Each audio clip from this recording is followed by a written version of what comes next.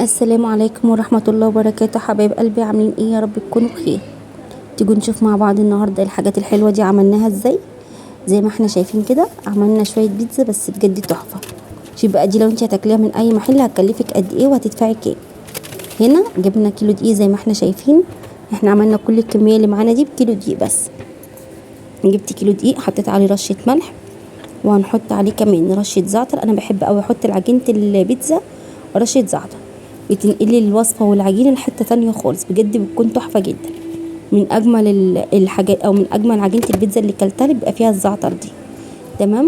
وهنبدأ هنا نقلب الخليط الجاف معانا زي ما احنا شايفين. بنكون هنا محضرين خميرة على جنب. عاملينها ازاي؟ باكت خميرة وهنحط عليه نص كوباية مية دافية، وهنحط عليه معلقتين دقيق ومعلقتين سكر وهنقلبهم ونركنهم على جنب. ماشي. هنا دي معلقتين كبار زيت زيتون، دول كان اخر معلقتين عندي حطيناهم في العجينه. انا بحب احط هنا معلقتين زيت الزيتون واديله تقليبه كده. بحب ادخل الاول الزيت في الدقيق قبل ما بحط المواد السائله. خلاص. انا هنا لا حطيت لبن رايب ولا حطيت زبادي ولا حطيت اي حاجه، انا عجنت هنا بميه زي ما قلت لكم كده بالظبط. انا هنا حطيت الدقيق عليه رشه ملح عليه معلقه زعتر كبيره، فركتها وانا بحطها. لازم نفركها عشان نطلع نكهتها وريحتها، ولو فيها اي عصايه او اي حاجه من بتاعه الزعتر دي بنشيلها. تمام يا حبيبي، عشان لما نيجي ناكل ما تضايقناش واحنا بناكل لانها بتبقى ناشفه جدا. وحطيت عليهم معلقتين زيت الزيتون وقلبتهم زي ما احنا شايفين. دي الخميره معايا زي ما قلت لكم. انا حطيت باكت الخميره وحطيت عليه نص كوبايه ميه دافيه، وحطيت معلقتين سكر كبار، وحطيت كمان عليهم معلقه دقيق كبيره او معلقتين دقيق. المهم ان هي ما تبقاش العجينه بتاعتي تقيله. معلش دي زي ما كنت ما صورتها لكوش لاني بصراحه ما كنتش مقرره ان انا هصور ولا لا، وكان عندي نص باكت خميره كنت عايزه اشوفه شغال وهيديني التخمير الكويس اللي انا هعمله ولا لا. ما كانش، فقلت اجرب الاول الخميره قبل ما اقرر ان انا هعجن ولا لا. عشان كده دي ما اتصورتش معايا، بس هي سهله جدا وانا عملتها معاكم كتير قوي، بس عملتها معاكم من غير دقيق. خلاص. هنا دي عشان تحفز لي كميه الخميره وتديني كميه خميره اكتر. تمام كده يا حبايبي. هنا شويه لبن صغيرين. دول لبن تقريبا دول شويه لبن ربو لقيتهم رايبين عندي فحطيتهم عليه. خلاص كده. عندك موجود حطي، مش عندك خلاص يبقى معلش. انا بقى نسيت لان الفيديو ده متصور بقاله كام يوم، فانا نسيت ان انا كان عندي شويه لبن رايب وحطيته عادي. كوبايه لبن، انا كنت جايبه لبن وكوبايه رابت مني ركنتها على جنب وحطيت منها، مش هيجرى اي حاجه. خلاص كده. وفضيتها بالطريقه دي. معلش انا بعتذر مره تانية ان انا كنت نسيت موضوع اللبن الرايب ده، حقكم عليا لان بجد الفيديو ده متصور بقاله كتير وانا بصراحه كنت مكسله قوي ان انا منتجه. خلاص. فخلاص انا بقى هعجن وهظبط وهزود الميه دي. هتاخد حوالي من كوبايتين ل3 كوبايات ميه معايا، ميه دافيه، ما احطش ميه ساقعه وما احطش كمان ميه سخنه قوي، علشان الميه السخنه هتموت لي الخميره والميه الساقعه هتخلي العجينه تغيب معايا شويه قبل ما تخمر. خلاص كده يا حبايبي. يبقى نحط ميه دافيه عادي، ممكن ناخدها ميه دافيه من الحنفيه ندفيها بسيط او مش لازم ندفيها على النار ولا حاجه.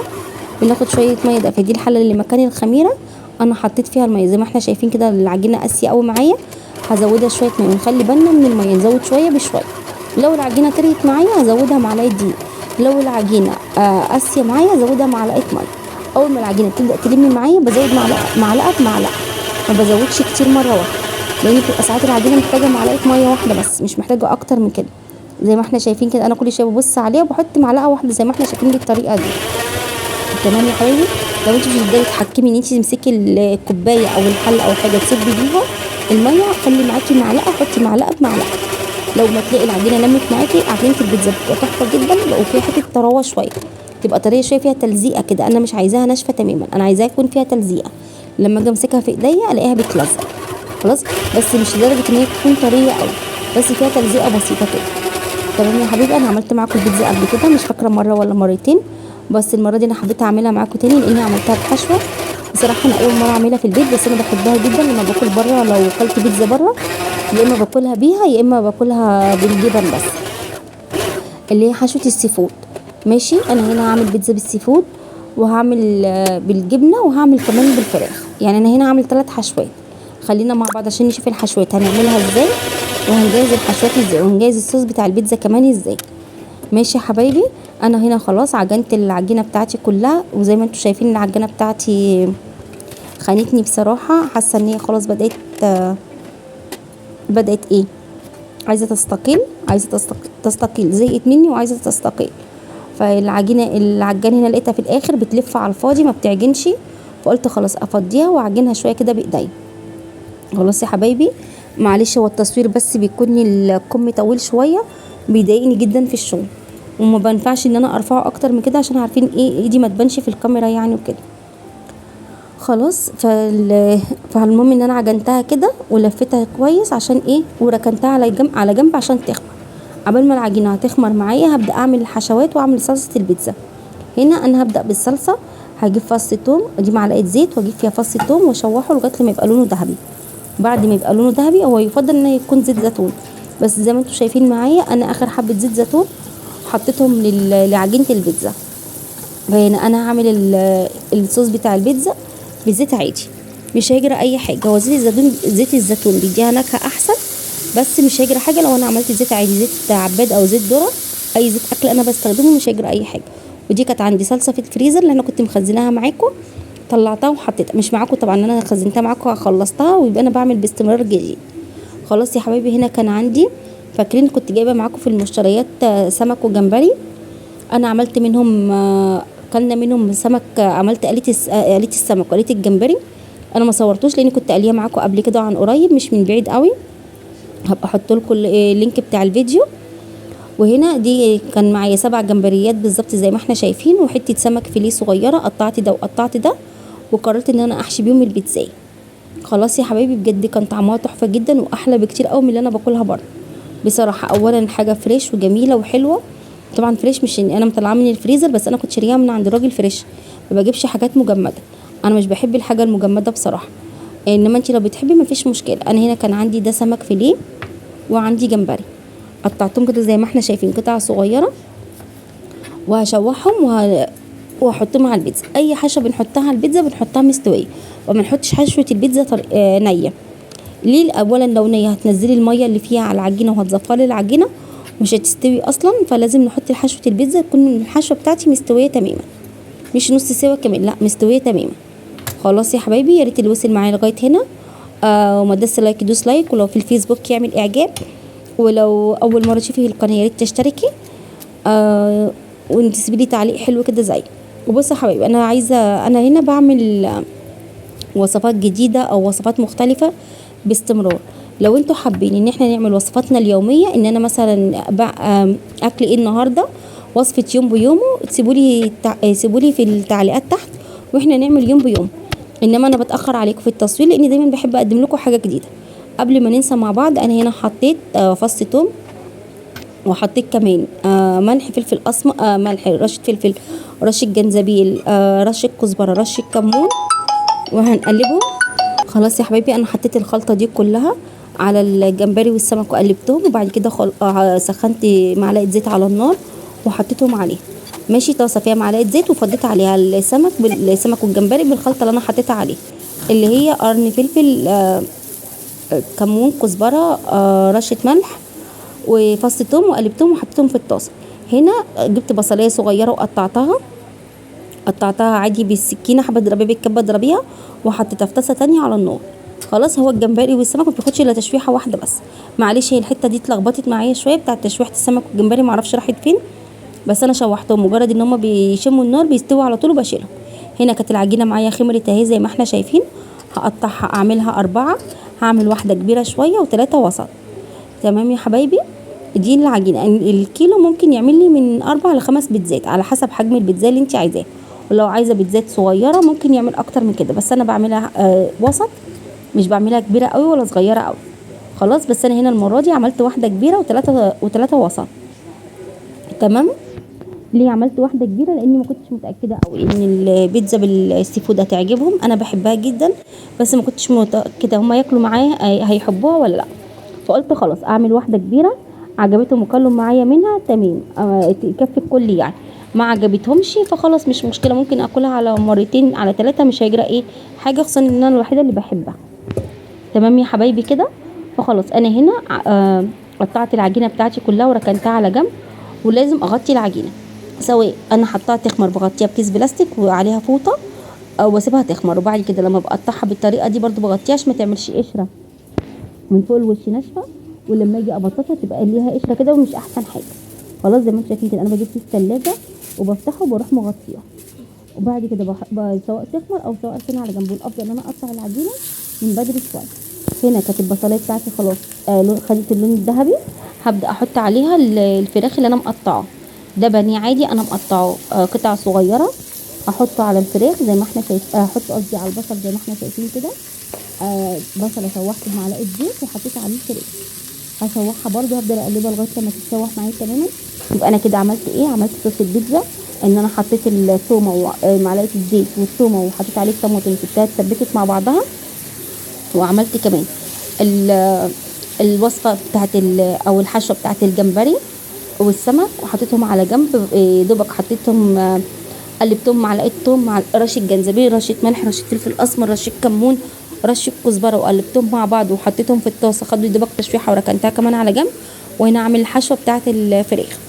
جبت بصلايه قطعتها قطع صغيره وشوحتها في معلقه زيت لغايه لما خدت معايا اللون الذهبي. بعد كده حطيت عليها الفراخ، وبعد كده احط عليها ملح، فلفل اسمر، رشه بابريكا، رشه كاري.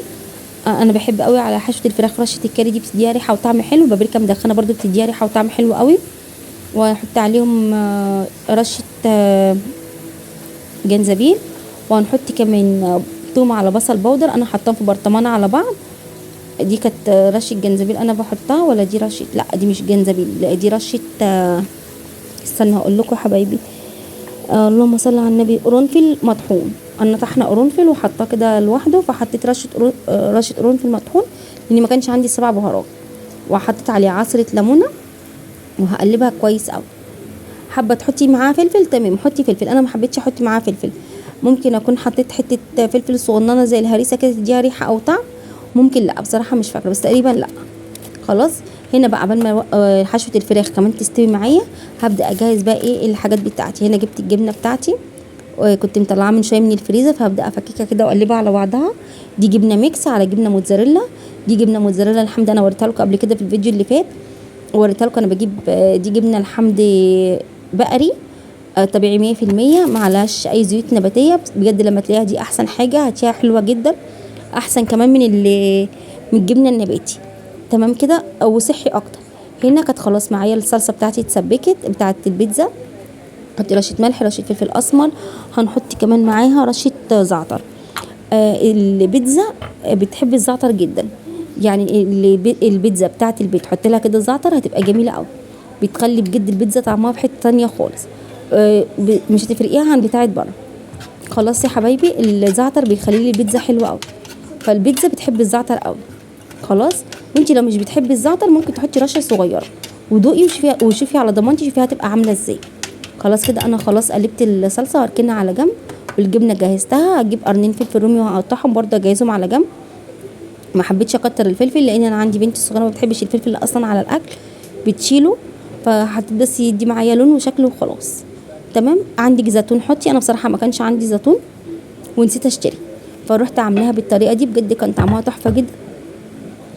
سوري حبايبي كانت حلوه قوي. هنا الفلفل اللي انا جبته قطعته، انا بقطعه رقيق كده شرايح رقيقه عشان كمان ما يبقاش كبير، يعني الفلفلايه كبيره. انت بتحبي فلفل اكتر زودي، بتحبي تحطي طماطم حطي. انا مش بحب الطماطم على البيتزا، انا طبيعي مش بحب الطماطم خالص على اي اكل، الطماطم اللي هي القطع دي.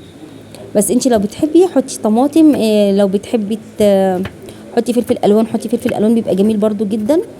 لو بتحبي تحطي شرايح بصل حطي، كل الحاجات دي اختياريه. انا عن نفسي كده الحشو كان بالنسبه لي حلو، او كان ناقصها بس الزيتون، بس انا ما كانش عندي زيتون.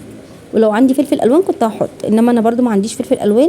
بس هنا بالنسبه لي الفلفل الاخضر كان مناسب جدا، لان زي ما قلت لكم مش كل عندي بيحب الفلفل، فكان بالنسبه لي الفلفل الاخضر كده تمام.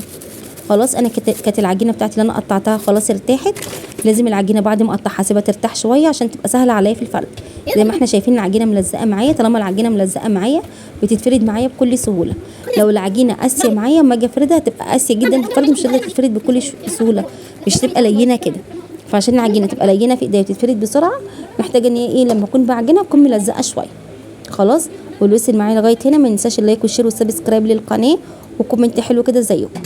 خلاص يا حبايبي. ولو حابين ان احنا نعمل وصفه كل يوم، اي وصفه انزلها اعملها كل يوم انزلها لكم، يا ريت تقولوا لي. ولو حابين نفضل زي ما احنا كده، لما اعمل وصفه مختلفه او حاجه مختلفه او جديده انزلها لكم مره كل اسبوع ولا مره كل 3 ايام، برضو قولوا لي. هستنى رايكم في التعليقات ونشوف وشوفوا انتوا حابين تشوفوا القناه ازاي.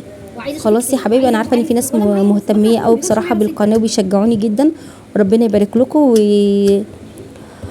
ويرزقكم من واسع ان شاء الله. جزاكم الله كل خير. خلاص يا حبايبي، واللي عايز يشوف اي وصفه يا ريت يكتب لي، لان انا بصراحه ساعات الوصفات بتقع مني، وساعات بعد ما بعمل الوصفه في البيت وانا بجهزها، بعد ما جهزتها افتكر ان انا ما نزلتهاش قبل كده على القناه، واندم ان انا ما صورتهاش. انا اقول لكم انا بعمل وصفات كتير قوي مش بصورها، والله انا ما اعرفش نفسي ليه. بس انتوا لو انتوا حابين تشوفوا اي وصفه يا ريت تكتبوا لي في الكومنتات انتوا حابين تشوفوا ايه وانا اعملها معاكم. خلاص يا حبايبي، انا هنا خلاص فردت العجينه، بخرمها من النص، ما بخرمش من الاحراف. ليه بخرمها من النص؟ عشان ما تعلاش او تبقى عامله زي رغيف العيش وتبقى تعلى او توقع لي الخلطه، وفي نفس الوقت بسيبها من الاحراف ما بتخرمش عشان تعلى معايا شويه وتديني شكل الفوليوم بتاع البيتزا بتاعت بره كده تبقى حلوه. وطبيعي ان الاحراف ما بحطش عليها حشوه، انا بحط الحشوه في النص بس بحط في الاحراف الصوص بتاع البيتزا ده عشان بيخليها تاخد لون حلو، وفي نفس الوقت تبقى طعمها حلو. لو جت في بقي حته عجينه من غير حشوه تبقى طعمها حلو جدا. خلاص يا حبايبي، دي كل التكات اللي انا اعرفها عن البيتزا اللي انا حبيت اقولها لكم. لو انتوا عندكم تكات تانية او عندكم حشوات تانية يا ريت تقولوا لي. انا بحبها جدا بالسي فود وبالجبن، مع اني انا بحب دايما اغير الحشوات بتاعتها خصوصا في البيت لما اكون بعمل في البيت، انما لما بكون باكل من الشارع ما بحبش قوي الفراخ واللحمه بصراحه من الشارع، بحب دايما اللي هي الاسماك يا اما الجبن. انا طبيعي ما باكلش من الشارع كتير، قليل قوي لما باكل من الشارع، بس بحاول على قد ما اقدر ان انا لما بكون باكل من بره ما باكلش حاجه فيها لحوم، يعني بطاطس، سندوتشات سوري، بطاطس، بيتزا جبن، السي فود، اللي هي الحاجات اللي زي دي قليل قوي لو جبت حاجه فيها لحوم، لاني بقلق جدا من اللحوم بتاعه الشارع. فطبعا انا بحب دايما اعملها في البيت. في البيت بعمل البيتزا في البيت بتعمليها بالموجود عندك، ممكن سجق، ممكن سوسيس، ممكن جبن، بس بتبقى تحفه جدا بجد، بتبقى طعمها خرافه بالجبن. بس لو حطيتي عليها رشه زعتر، رشه سمسم، رشه بذور شيا. البذور اصلا عامه بتخلي الجبنه طعمها حلو قوي. اللي هي ايه، اللي زي السمسم وحبه البركه، البذور شيا، بتبقى مفيده وفي نفس الوقت بتخلي طعم البيتزا حلو. تمام يا حبايبي، انا هنا دي الجمبري اللي هي السي فود بتاعتي. انا السي فود بتاعي كان هنا سمك وجمبري بس، ما كانش معاه عندي اضافات تانية. عملتها بجد كان طعمها حلو قوي. الطريقه اللي سويتها بيها دي كانت حلوه جدا. ممكن تعملي بيها مكرونه وايت صوص، ممكن تعملي بيها مكرونه بالصوص الاحمر، ممكن تعمليها في اللازانيا. انا ان شاء الله هعملها مره كده في اللازانيا. طبعا انا بحرق افكاري فمحدش ياخدها ويعملها هو يقول انا عملتها قبلك، ماشي. او اللهم صل على النبي. في البيتزا جميله جدا، لا بجد كان طعمها حلو قوي. في المكرونات هتبقى حلوه. انا عملت معاكم مكرونه قبل كده بالجمبري كانت تحفه جدا، يا ريت تجربوها، حلوه قوي. خشوا على القناه بجد هتلاقوا في فيديوهات كتير قوي هتعجبكم، وكلها سهله وسريعه بجد. مفيش وصفه بتاخد وقت طويل جدا، لا الوصفه بجد ما بتاخدش معاكي اي وقت. تمام. انا خلاص انا فردت كميه السمك والجمبري اللي عندي على البيتزا، وهحط عليها الفلفل واحط عليها الجبن وهدخلها الفرن. خلاص طبعا الكميه على حسب انت ما تحبي وعلى حسب المتوفر عندك بتعملي. انا عن نفسي ما بحبش الحشوه كتير على البيتزا، انا بحب الجبنه كتير على البيتزا، وبحب العجينه بتاعتها بتبقى طعمها حلو. انما حشوه كتير، من الحاجه الوحيده اللي ما بحبش حشوتها كتير هي البيتزا. انما انا السندوتشات كلها بحب بجد الحشو فيها اكتر بكتير قوي. هو بقى كل واحد ومزاجه. يعني انا عن نفسي لا ما بحبش الحشوه كتير في البيتزا، بس في السندوتشات لا بحب الحشو اكتر من السندوتش نفسه. فدي اذواق ودي حاجه ترجع لك انت في الاخر. انا هنا هوزع الجبنه زي ما احنا شايفين وهدخلها الفرن. انا طبعا شغاله بايديا، ما بلبسش جلافزات ولا اي حاجه، ما بعرفش اشتغل اصلا بالجلافز. وفي نفس الوقت انا بعمل الحاجه دي لاولادي وبيتي، انا مش ببيعها. فبالتالي كلنا بنطبخ لاولادنا، بنبقى ماسكين كل حاجه بايدينا، واحنا طول ما احنا شغالين بنغسل ايدينا، فبالنسبه لنا مفيش اي مشاكل. خلاص يا حبايبي، فانت لو حابه انت بقى تلبسي جلافز ولا تعملي، دي حاجه ترجع لك انت برضه. خلاص كده انا حطيت الكميه وهدخلها الفرن. والبيتزا ما بتاخدش وقت طويل في الفرن، خلي بالنا البيتزا ما تاخدش وقت طويل في الفرن، ما شغلش الشوايه من فوق. البيتزا بشغل تحت بس، بدخلها على فرن سخن. انا بكون اول ما ببدا افرد العجينه بكون شغلت الفرن، لازم الفرن يكون سخن، وبدخلها على فرن سخن من 180 ل 200 درجه مئويه. بشغل بكون مشغله الفرن وبدخل فيه البيتزا. ماشي، ما بتاخدش معايا وقت، وما بشغلش الشوايه. الشوايه هتديلي البيتزا من فوق لون مش هتكون احسن حاجه. انا عايزه البيتزا تطلع معايا الارضيه بتاعتها مستويه واخده لون ذهبي خفيف. وطبعا تسويه البيتزا دي برده حاجه بترجع لك انت. هنقول برده التكات وتسويتها هوريها لكم بعد ما تستوي، لان انا سويتها باكتر من درجه، وهوريكم واقول لكم ليه انا سويتها باكتر من درجه. التسويه دي برده ايه حسب الرغبه الشخصيه. خلاص يا حبايبي، انا هنا خلاص كان الفرن معايا سخن وشغال من تحت بس، مش شغال الشوايه. عندك مروحه، شغلي المروحه وحطيها في الشبكه اللي في النص، ما تحطهاش على الصاجه من تحت، لازم الشبكه بتاعه الفرن تبقى في النص. تمام يا حبايبي، لو حطيناها من تحت هتتلسع ومش هتبقى مستويه، مش هتبقى مستويه، والجبنه مش هتسيح، وهضطر ان انا اشغل عليها الشوايه تبقى الجبنه من فوق حمراء ومن تحت مستويه جدا محروقه ومن النص نيه. فلا، انا هحطها على الشبكه اللي في النص واسيبها تستوي بالراحه، وفي نفس الوقت نخلي بالنا ما تاخدش وقت طويل، ما تقعدش اكتر من حوالي من 10 ل 15 دقيقه في الفرن، يمكن اقل كمان على حسب نوع الفرن بتاعك. خلاص يا حبيبي، نخلي بالنا دايما تبقى عينينا متابعه البيتزا في الفرن. انا دي البيتزايه التانية زي ما احنا شايفين، بططتها واعملها بنفس الطريقه بالظبط. هخرمها من النص واحط عليها الصوص بتاع البيتزا، هدين بيها صوص البيتزا. حابه تحطي جبنه بعد ما تديني صوص البيتزا، وبعد كده تحطي جبنه من فوق الوش تاني، اوكي اللي يريحك. بس طبعا انا عشان التوفير في كميه الجبنه بصراحه مش هضحك عليكم، مش هقول لكم عشان انا بحبه ومش بحبه، لا بصراحه عشان التوفير في كميه الجبنه. فانا بالنسبه لي ما هي كده كده لازم تبقى كتيره شويه من فوق، فانا بحط الكميه كلها من فوق. انما لو انت عندك امكانيه ان انت تحطي جبنه بعد الصوص هتبقى تحفه، هتبقى اجمل بكتير برضو. يعني بصراحه هي كل ما جبنتها بتكون كتير بتبقى احلى. فانا لو في المرحله دي حبيت احط جبنه فوق الصوص بتاع البيتزا وبعد كده احط الحشوه هتبقى حلوه جدا. انما انا بالنسبه لي لا، حطيت من فوق بس، استكفيت من فوق بس عشان كميه الجبنه اللي عندي. خلاص. وانا كمان بحب مسحه صوص بسيطه، مش بحب الصوص بتاعها تقيل. انت حابه تزودي الصوص برضو زودي. دي كلها تكات، ودي كلها يا جماعه حسب الرغبه الشخصيه، مش على الاكل عيش، مفيش حاجه فيها صح وغلط قوي في الاكل. الاكل بالذات على حسب المزاج. انا هنا خلاص كانت الفراخ معايا استوت، حطيت لها زي ما احنا ما قلنا ملح، فلفل اسمر، رشه كاري، رشه بابريكا، وحطيت كمان رشه جنزبيل، ملح، توم وبصل بودر، وبشوحها على النار وبحطها. ولو عندك مشروم حطي عليها مشروم هتبقى تحفه جدا. ولو عندك مشروم حابه تعملي بيتزا بالمشروم بس برضه هتبقى تحفه جدا. كل دي طرق وصفات وحشوات على حسب برضه امكانياتك وعلى حسب رغبتك. خلاص. زي ما قلنا حابين نحط اي حشوه، ممكن تنفع لحمه مفرومه بس لازم تكون معصجه، سجق بس برضو بنسويه، الكبد والقوانص لو حابه. انا بصراحه مش بحبها خالص بالكبد والقوانص، بس انا عندي بنتي بتحبها جدا بالكبد والقوانص، برضو ارجع واقول ده ذوق شخصي. خلاص يا حبايبي، ممكن تحطيها تعمليها بالتونه، وبرضو بتبقى برضو الولاد بيقولوا بتبقى حلوه جدا، هما بيحبوها بالتونه، انا برضو ما بحبهاش بصراحه. بص انا بقول لكم على كل الحشوات، وممكن تحشي اكتر من طريقه برضو على حسب الرغبه. انا عندي الولاد بيموتوا فيها بالتونه وبيموتوا فيها عندي بنتي بتحبها جدا بالكبد والقوانص. فدي برضو كل دي اذواق شخصيه، مش كلنا زي بعض في الذوق وفي الحاجه اللي بنحبها. يعني ممكن حد يكون بيحبها بالفراخ، حد مش بيحبها، حد بيحبها بالسي فود، حد مش بيحبها. انا عارفه ان انا بطول عليكم وبرغي كتير، بس بجد بحب اقول لكم على كل التفاصيل، وكل ما بتيجي تفصيله في دماغي وانا بمنتج بقول لكم عليها، لان التفاصيل دي انا ساعات بتعلم منها. وفي ناس تقول لي قصري الفيديو، وفي ناس تقول لي طولي الفيديو، وفي ناس تقول لي لا الفيديو قصير قوي. الناس من اللي انا اعرفهم شخصيا يعني يقول لي لا انا بزهق من الفيديو الطويل، وناس تانية تقول لي لا طولي الفيديو، في حاجات بتبقي عايزه تشرحيها اكتر. فانا برضه هستنى رايكم في التعليقات انهي حاجه بتحبوها اكتر. خلاص. دي البيتزايه التانية دي انا هحشيها كبد وقوانص لا هحشيها فراخ. ماشي. دي حشوه الفراخ تاني. انا عملت كده 2 فراخ عشان انا عندي بيفضلوها بالفراخ اكتر، وعملت واحده السي فود، وعملت ودي اللي هعملها بالجبنه. بص اللي انا عملتها اللي فاتت ديت، انا نسيت احط عليها الفلفل، حطيته فوق الوش وانا جايه ادخلها الفرن. خلاص حتى هتلاحظوا وانا بطلعها. دي بقى اخر واحده، حطيت عليها الصلصه زي ما احنا شايفين، وحطيت عليها الفلفل، وهحط عليها الجبنه.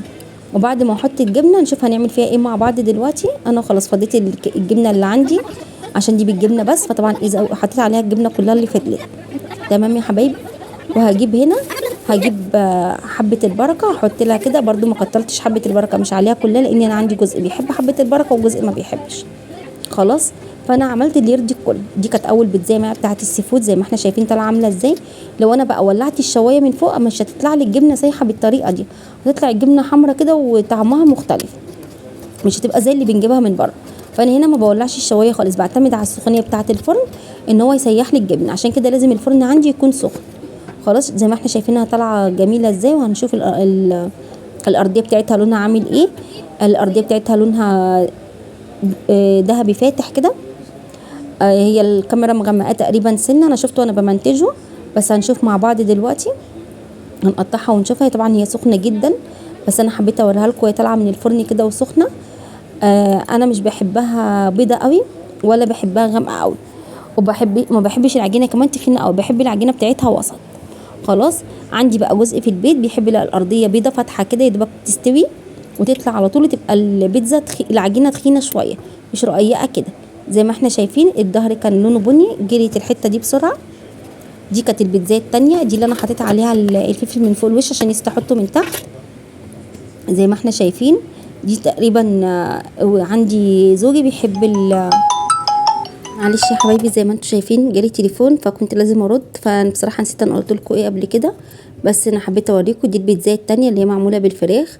انا في البيتزا بعملها اكتر من تسويه، انا بحب تسويتها وسط، من تحت مش حمرا قوي، والولاد عندي بيحبوها فاتحه من تحت كده وتكون تخينه شويه، وزوجي بيحبها مقرمشه شويه كده، فيها قرمشه كده شويه، فيها تحميصه، بتبقى اروق شويه. خلاص، يعني رقيقه زي البسكوت كده. فانا عملتها ال3 مقاسات و3 احجام وال3 تسويات، طبعا كل تسويه غير التانية، وبألف هنا وشفا. ويا رب تجربوا الطريقه وتعجبكم، واستنى رايكم في التعليقات. ما ننساش اللايك والشير والسبسكرايب للقناه، ويا ريت اللي على الفيسبوك يعمل متابعه، واللي على التيك توك لسه ما اعرفش بتوع التيك توك بيقولوها ايه، برضو نعمل الاعجاب ونشترك في الصفحه. اشكركم واسيبكم على خير. ودي كانت البيتزا اللي بالجبنه زي ما احنا شايفين، سايحه وجميله ازاي بجد. كانوا شويه بيتزا تحفه وكلهم اجمل من بعض، كأننا بالظبط بناكل في المطعم، وكل واحد جاب البيتزا بتاعته بالنكهه والطعم اللي هو عايزها، وفي نفس الوقت ما كلفتناش كتير، يا دوبك بس على قد الجبنه، والحشوات كلها كانت موجوده في البيت والعجينه. واسيبكم على خير، والسلام عليكم ورحمه الله وبركاته.